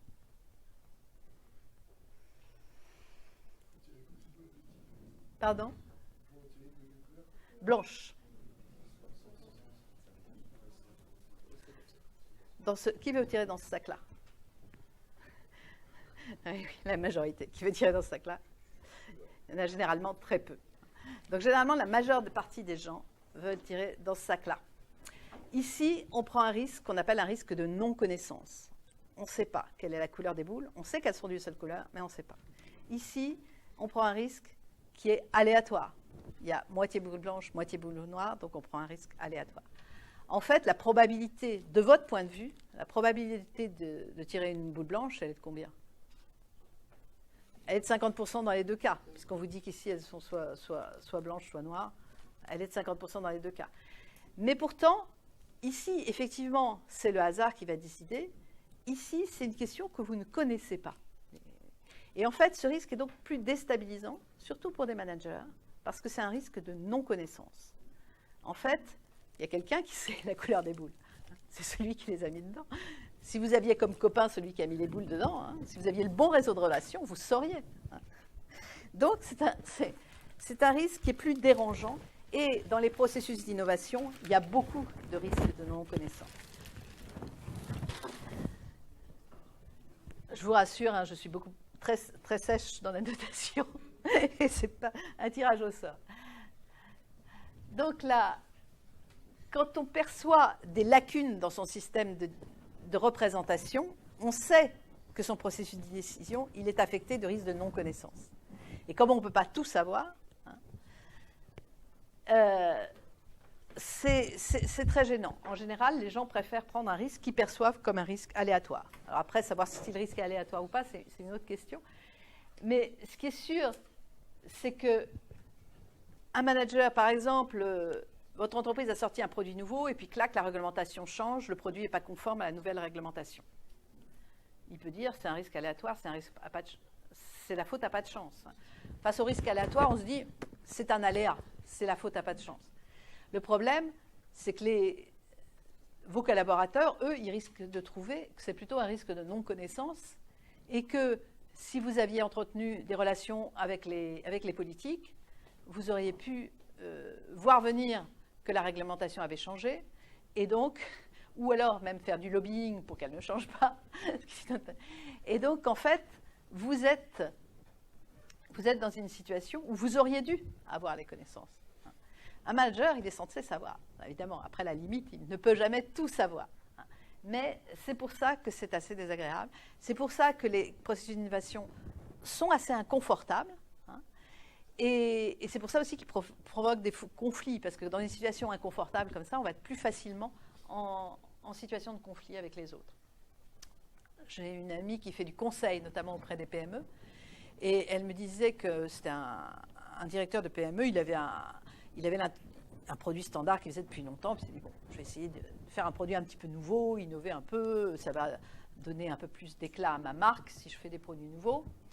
Et donc, elle lui a expliqué, bon, il faudrait voir si ça, avec la grande distribution, si elle appelait, il faudrait voir si le produit allait vraiment trouver un marché, est-ce qu'il y avait des consommateurs qui étaient intéressés, etc. Donc, elle lui a fait, en bonne conseillère, elle lui a montré toutes les choses qu'il fallait essayer d'étudier sérieusement avant de faire et de lancer son nouveau produit. Une fois qu'il a vu ça, eh bien, il a décidé qu'il allait rester sur son produit standard. Finalement, c'était très bien comme ça. Et il a complètement renoncé à innover. Alors, ce n'est pas le but, c'est pas le but. Mais c'est pour vous dire aussi, oui, c'est assez inconfortable de s'apercevoir qu'il y a plein de choses à apprendre, à étudier avant d'arriver à lancer un produit avec succès. Parfois, ces processus, les gens, face aux choses qu'ils ne savent pas, se tournent vers l'irrationnel, donc les croyances, etc. Alors, innover, c'est aussi construire le marché de son produit. Ça, c'est une chose qui est importante à voir, c'est qu'en fait, un produit que sort une entreprise, en fait, va être différent suivant la manière dont l'entreprise se représente le marché. C'est-à-dire que la manière dont les entreprises se représentent au marché, alors se représente le marché, il y a les fonctions marketing, commerciales, mais il y a aussi les fonctions R&D qui ont aussi une vision du marché, il y a aussi la direction générale qui a une vision.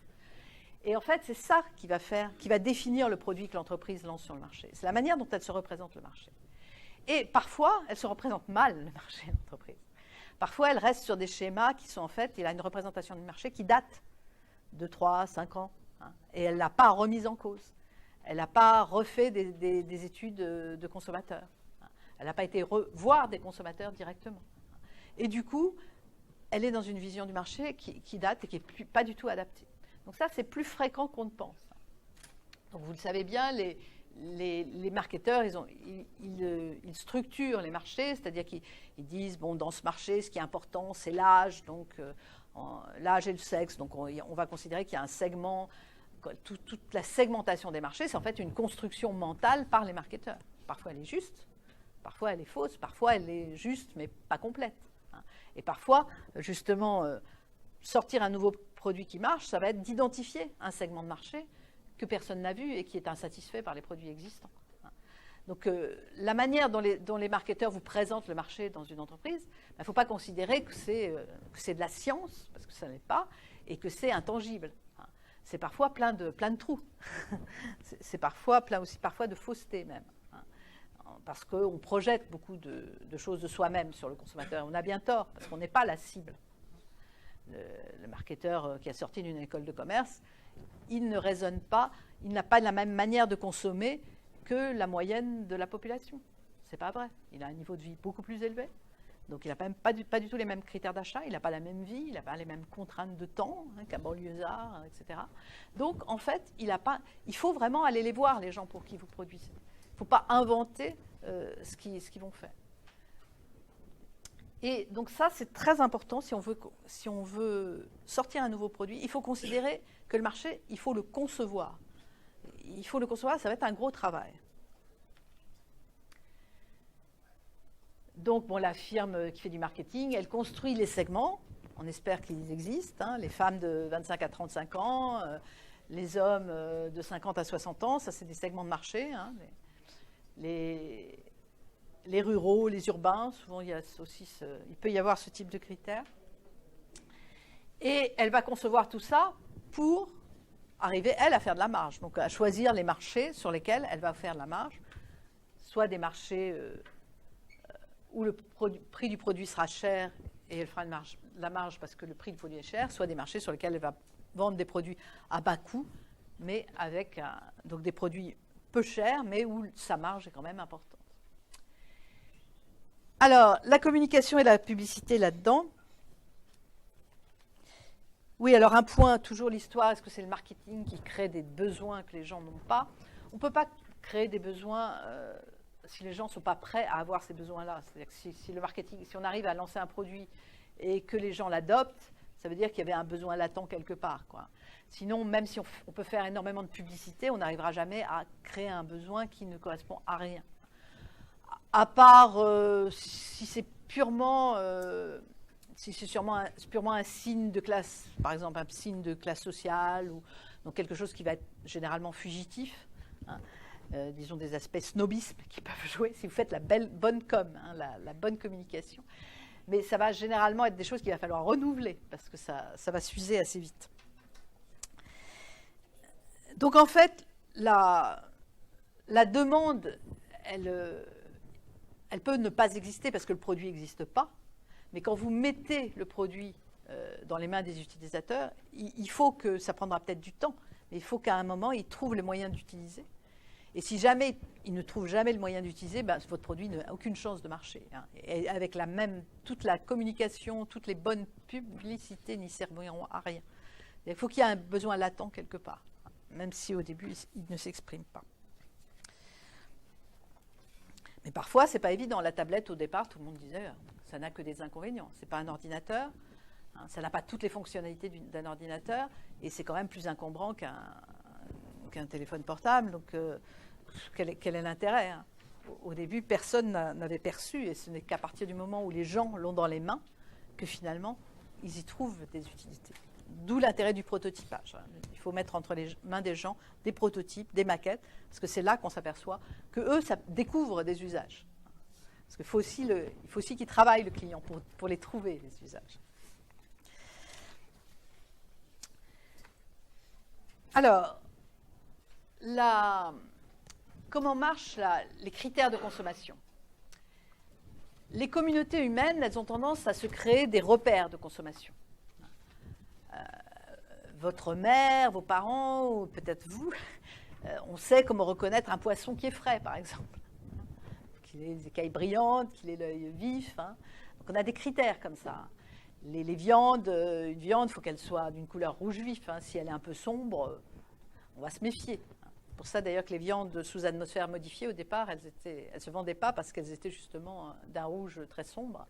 Hein. Et du coup, les gens, ça heurtait justement leurs critères de choix de consommateurs. Pour les œufs, par exemple, on s'aperçoit qu'en France, il y a plutôt une tendance pour les œufs bruns. Pourquoi? Parce que les gens les associent à des œufs artisanaux, hein, des œufs qui sont sortis du cul de la poule, là, dans la paille chaude du poulailler de la gentille fermière. Tandis qu'aux États-Unis, c'est l'inverse. Les États-Unis aiment bien, en matière alimentaire, les produits industriels parce que c'est safe, hein, il n'y a pas de microbes. Donc on est sûr que c'est bon. Donc vous voyez que les repères, ils sont différents d'une culture à l'autre, hein, d'une communauté à l'autre. Et donc aux États-Unis, on préfère les œufs blancs parce que justement, ils sont associés à l'univers œuf industriel. Et donc, ils ne sont pas dans tous les microbes là, de la paille chaude.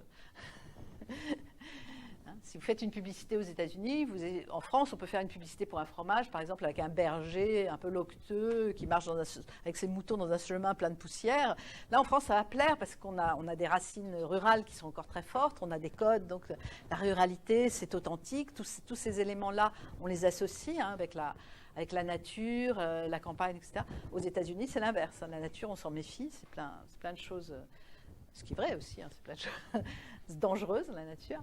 Et donc, ces cultures font que les critères de choix des produits sont différents. Et ce sont en fait, on appelle ça, une théorie qui appelle ça des conventions de qualification. Les consommateurs, ils ont des conventions pour qualifier les produits. C'est pour ça qu'on doit faire par exemple, les fruits, ils sont tous calibrés, tous bien beaux, parce que les gens ont tendance à avoir une convention qui fait qu'ils préfèrent un fruit qui est beau, bien calibré, en pensant qu'il va être meilleur. Sauf ceux qui sont très écolos, qui là préfèrent le fruit plein de trous de verre, parce que là, on est sûr qu'il est biologique. J'exagère, hein, c'est pour... Mais on voit que les conventions de qualification, donc ces repères de consommation, ils peuvent être différents d'une communauté à l'autre, mais en général, il y en a pour un groupe de personnes, une communauté de personnes. Et donc, quand vous vendez des produits, il faut que vous en teniez compte. Que vous vendiez des produits électroniques, si vous vendez des produits électroniques, il faut en général, les gens en attendent de la modernité, donc il faut en général qu'ils aient l'air nouveaux, qu'ils aient l'air modernes, qu'ils aient l'air de high-tech. Même si en fait c'est une imitation et qu'ils ne sont pas tellement high-tech que ça, il faudra qu'ils en aient tous les critères. Par contre, si vous vendez de l'alimentaire, là c'est quelque chose qu'on mange, qu'on ingère, là il vaudra mieux que le produit, il ait l'air pas du tout high-tech, qu'il ait l'air lié au rural, lié à l'agriculture, hein, et qu'il n'ait pas l'air d'intégrer des nouvelles technologies, parce que c'est quelque chose qu'on absorbe, qu'on mange, qui devient soi d'une certaine manière, et que si on aimait beaucoup l'innovation en matière d'alimentation, nos ancêtres préhistoriques, étant donné le nombre de choses toxiques qu'il y a dans la nature, si on n'était pas un peu traditionnel en termes d'alimentation, nos ancêtres, probablement qu'ils n'auraient pas eu... Ceux qui n'étaient pas traditionnels en matière d'alimentation, probablement qu'ils seraient tombés sur une plante toxique et qu'ils n'auraient pas eu beaucoup l'occasion de se reproduire. Après, ils seraient morts rapidement. Donc, c'est un peu normal, on peut penser, évidemment, c'est une théorie, on peut penser que la sélection naturelle nous a amené à être un petit peu néophobes, pas complètement, hein, on aime aussi des choses nouvelles qui stimulent l'envie, mais un petit peu prudent en matière alimentaire et que les choses qui sont vraiment nouvelles, très technologiquement high-tech, c'est pas très attractif. C'est pour ça d'ailleurs que si vous sortez un produit alimentaire qui est très nouveau technologiquement, il vaut mieux le cacher aux consommateurs. Et ça a été le cas, par exemple, le blé Ebly, qui a été produit par une coopérative aussi, racheté par Mars ensuite, mais au départ produit par une coopérative. C'était une innovation. Un blé qu'on cuit comme du riz, c'est quelque chose qui est très difficile à faire en fait. Il faut micro-perforer le blé, parce que sinon, essayez de cuire du blé comme du riz et vous verrez la soupe infâme, pas du tout l'appétissance que vous obtiendrez. Donc il faut micro-perforer sur certaines conditions de température et de pression ce qu'il y a sur le grain de blé pour obtenir un blé qu'on puisse créer. Donc il y a un brevet. Mais dans la publicité, à l'époque, ce qui se disait, c'est pour changer du riz et des pâtes. Ils n'ont surtout pas dit nouvelle technologie sur cet aliment, on prenait cet aliment nouveau, high-tech. Non, non, surtout l'erreur à ne pas faire. Pour changer du riz et des pâtes, donc en fait, bien mettre le produit dans l'univers du consommable. Le riz, les pâtes, les féculents, on sait ce que c'est. Ah bon, c'est un féculent en fait, donc il n'y a pas de danger, quoi.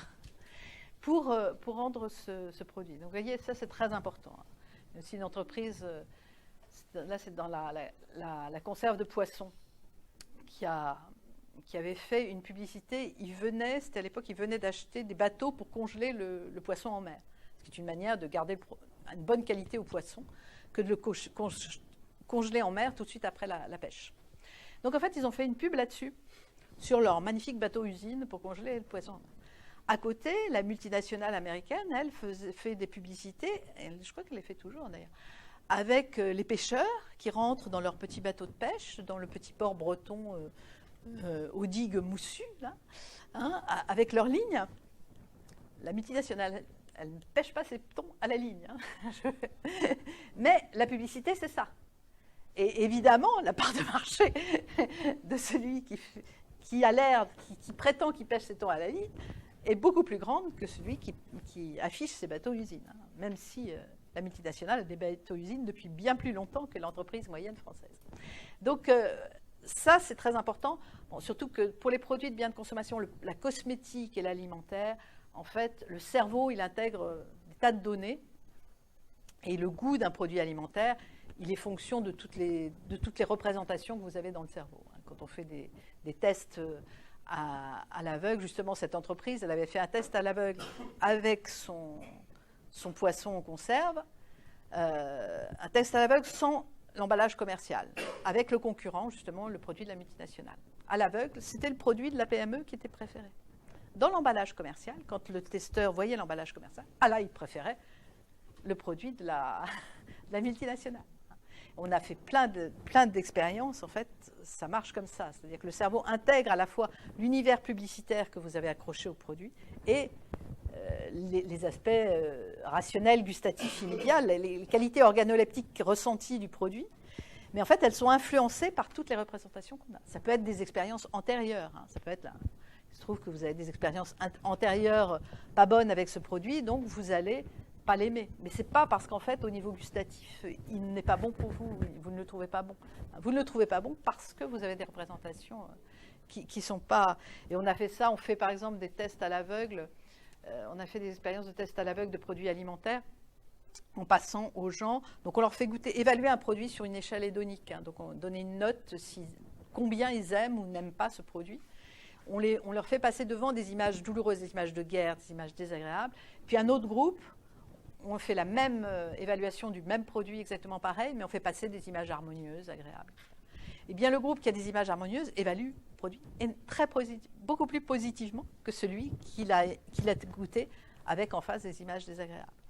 Donc, il y a un effet contexte qui est très important, d'où l'importance de la publicité, évidemment, qui va associer votre produit à un univers qui va être agréable ou non.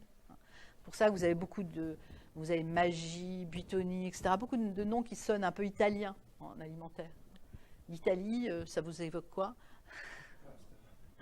Ça évoque le soleil, ça évoque les vacances, ça évoque aussi une cuisine qui est savoureuse, qui est agréable.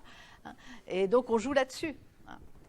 Bon, vous analyserez les pubs, il y a énormément de choses à dire là-dessus. Il n'y a qu'à voir les pubs pour plats préparés, par exemple. Vous verrez souvent des grandes tablées qui se partagent le plat préparé. Quand vous regardez les portions de plats préparés, évidemment, les plats préparés, c'est plutôt pour des gens qui n'ont pas d'enfants. Quand on n'a pas d'enfants, on peut encore ne pas faire la cuisine chez soi. Quand on est obligé d'avoir des choses dans les frigidaires et donc on mange chez soi. Vous verrez, vous ne savez peut-être pas encore, mais vous le verrez. Ça, c'est une grande segmentation. Je vous le dis parce que c'est aussi une grande segmentation marketing. Les gens qui ont des enfants ne ressemblent pas du tout pareil que les gens qui n'en ont pas. Et donc, les gens qui n'ont pas d'enfants ou les gens célibataires sont les cibles des plats préparés, beaucoup plus que les gens qui ont une grande famille. Donc, la pub, elle est fausse. Donc, voilà ce que je voulais vous dire sur toute cette question de la communication et de la publicité. Donc, en fait, la communication et la publicité, elle va servir à orienter les repères de consommation des consommateurs. Alors, d'une certaine manière, il y a des choses tangibles et rationnelles là-dedans, parce que si un consommateur a une longue expérience d'un produit et que ce produit le satisfait, ben ce consommateur va créer une relation avec la marque, avec le nom qu'il y a sur ce produit.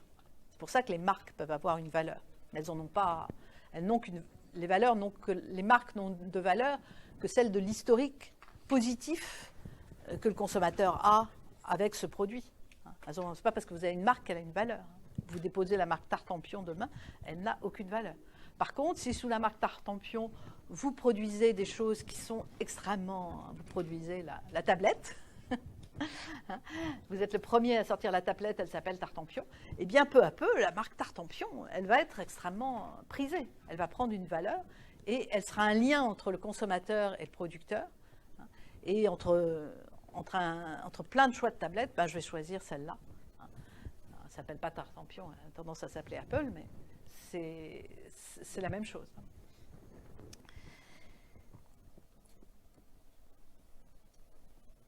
Voilà, donc tout ça, je voulais vous le dire. Voilà. Alors, une chose à prendre en compte aussi aujourd'hui, c'est que pour que les consommateurs s'approprient les produits, c'est bien qu'ils puissent choisir dans une gamme. C'est pour ça que si vous achetez une automobile, on va vous donner plein d'options. Vous pourrez choisir plein d'options, plein de couleurs différentes pour votre automobile, plein d'options de décor intérieur, plein d'options de tableau de bord, plein d'options de GPS, etc. Ça permet au consommateur de s'approprier le produit, donc ça va permettre de le fidéliser. Donc, comme on est dans un système industriel et pas artisanal, dans un système artisanal, vous pouvez faire le produit sur mesure. Dans un système industriel, pour que les gens s'approprient le produit, on va faire en choisissant, ça va être un peu sur mesure pour eux. C'est un petit peu ce qu'on appelle customiser le produit. C'est-à-dire que ça va être un sur mesure à grande échelle. C'est pas votre choix dans tout un ensemble d'options. Vous choisissez un produit qui vous ressemble un peu. Puisque vous avez choisi la couleur de votre voiture, c'est un peu la projection de vous-même, son modèle. Dans les produits de consommation, on projette beaucoup son image, et on communique avec les autres à travers sa communication aussi.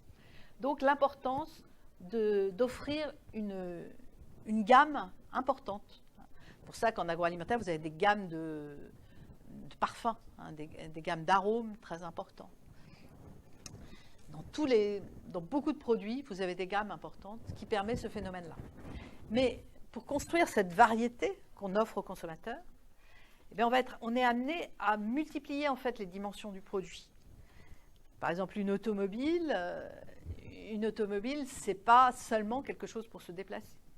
C'est aussi un décor intérieur, c'est aussi un espace climatisé, c'est aussi un espace où on écoute de la musique. Il y a des automobiles qui sont plus ou moins silencieuses, où on va pouvoir écouter de la musique de façon plus ou moins confortable.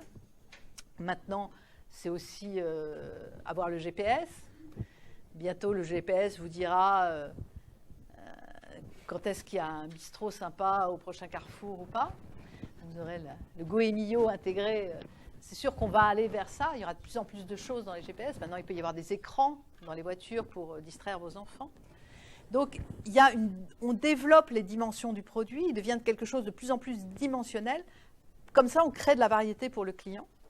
Et comme ça, d'une part, on s'adapte à ses besoins. Et puis, on crée de la variété et le client va pouvoir choisir. Donc, un produit, c'est très multidimensionnel, avec des éléments tangibles et puis avec des éléments symboliques. Une voiture, vous allez acheter une voiture, peut-être vous achèterez une voiture qui a un style rigolo, peut-être vous achèterez une voiture qui a un style prestigieux, peut-être vous achèterez une voiture vous achèterez une voiture hybride parce que vous ne voulez pas polluer l'environnement, etc. Donc vous dites quelque chose de vous-même, en fait. Dans tout achat de consommation, vous communiquez aux autres quelque chose de vous-même. Et quand vous créez un nouveau produit, je ne sais pas quelle heure il est, quand vous créez un nouveau produit, eh bien, il faut penser à ça. C'est-à-dire qu'il faut penser qu'à terme, il faudra élargir un peu la gamme, créer un peu de variété sur votre produit. Vous ne pourrez pas rester focalisé tout le temps sur le même produit. Il faudra d'une part l'améliorer constamment et d'autre part, éventuellement, créer au moins une gamme de 2 produits, si ce n'est 3. Donc ça, on en a parlé, souvent un produit est une articulation de plusieurs technologies. Et c'est en construisant le marché de son produit, en étant en contact avec les clients ou les utilisateurs, c'est pas toujours la même chose, les clients et les utilisateurs. Parfois, les utilisateurs ne sont pas directement le client. Le client, ça peut être un système de distribution. Le premier client des fabricants agroalimentaires, c'est la grande distribution. Le consommateur, en fait, c'est un utilisateur, mais il n'est pas directement le client du fabricant. Donc, en construisant le marché de votre produit, vous allez faire que les usagers vont trouver de la valeur. Oui, donc je voulais aller un petit peu plus loin sur cette histoire de variété. En agroalimentaire, par exemple, si vous regardez les œufs, vous avez des œufs, quelle variété? Vous avez des œufs gros, vous avez des œufs petits, vous avez les œufs bio, vous avez les œufs industriels, et puis vous avez encore toute une gamme d'œufs suivant qui sont fermiers aussi, et suivant que la poule elle a un espace plus ou moins important. Vous voyez que parmi toutes les dimensions de l'œuf, maintenant, il y a le bien-être de la poule. Donc c'est vous dire le nombre de dimensions d'un produit qui se multiplie de plus en plus. Si vous regardez les laits, par exemple, vous avez des laits, pour seniors qui sont enrichis en vitamine C. Vous avez des laits pour femmes enceintes parfois. Vous avez des laits parfois pour sportifs. Vous allez avoir des laits aussi de montagne, et j'ai vu des laits de petites exploitations. Évidemment, là, il y a des dimensions éthiques, affectives. Je veux que j'ai une certaine conception d'aménagement du territoire, donc je veux favoriser les petites exploitations. Vous voyez que là, pour du lait, il y a des dimensions qui vont être éthiques, affectives, etc. Donc un produit de consommation, bien que vous reteniez ça, c'est un produit très complexe en fait, et qui intègre des dimensions symboliques, des dimensions éthiques, des dimensions affectives, de façon très importante.